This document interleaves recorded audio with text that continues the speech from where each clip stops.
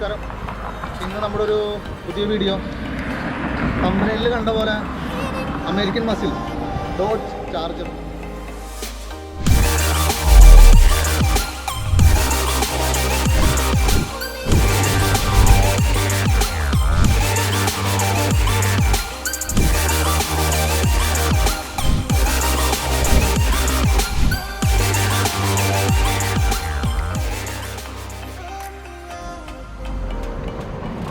Dodge കാറിനെ പറ്റി പറയുമ്പോൾ നമ്മൾ ഒരു 120 വർഷം പഴക്കമുള്ള കമ്പനിയാണ്.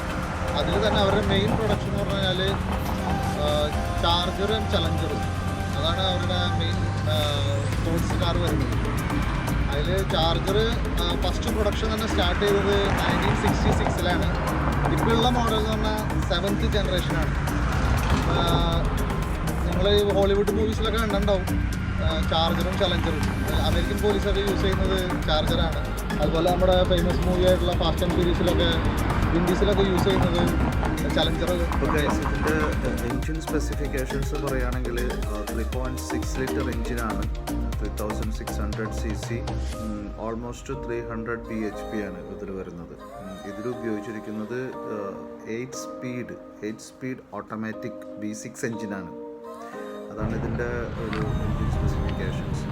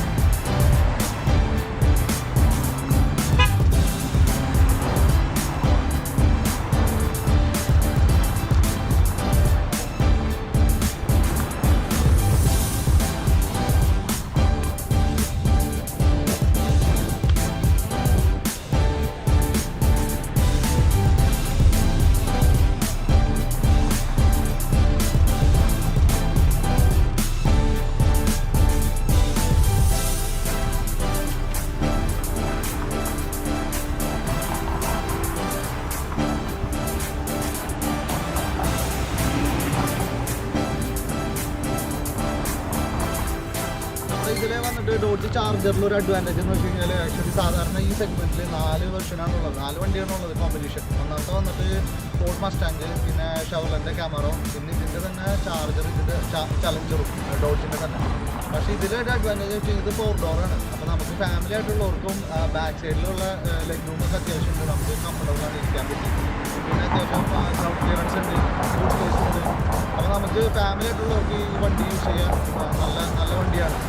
മറ്റേ വണ്ടിയൊക്കെ ആകുമ്പോൾ അതിൽ ലെഗ് റൂം വളരെ കുറവാണ്, അത് കൂപ്പ ടൈപ്പാണ്. അപ്പോൾ 2 ഡോറാണ്. ബാക്കിലിരിക്കുന്ന ആൾക്ക് അത്ര കംഫർട്ട് ആൾക്കാരായിരിക്കും. സ്പോർട്സ് സെഗ്മെൻറ്റ് വണ്ടിയാണ്.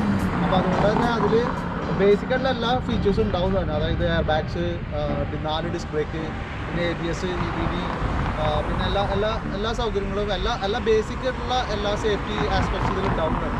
പിന്നെ അമേരിക്കൻ കാറിൻ്റെ ഒരു മെയിൻ അഡ്വാൻറ്റേജ് വെച്ചാൽ നല്ല ബിൽഡ് ക്വാളിറ്റി ആയിരിക്കും. പിന്നെ ഇതിലൊരു അഡ്വാൻറ്റേജ് എന്ന് വെച്ചാൽ UAE യൂസേഴ്സിന് ഇതിൻ്റെ ഒരു അഡ്വാൻറ്റേജ് എന്ന് വെച്ച് കഴിഞ്ഞാൽ ഈ വണ്ടി ഇപ്പോൾ ഈ റേഞ്ചിലുള്ള വണ്ടികളെല്ലാം മസ്റ്റാങ് അല്ലെങ്കിൽ ഡോഡ് ചാർജർ, ചലഞ്ചർ, ഷവർലെൻ്റെ ക്യാമറോ എല്ലാം ഇതെല്ലാം വന്നിട്ട് ഇവിടെ ഒരു 120, 130 റേഞ്ചിലാണ്.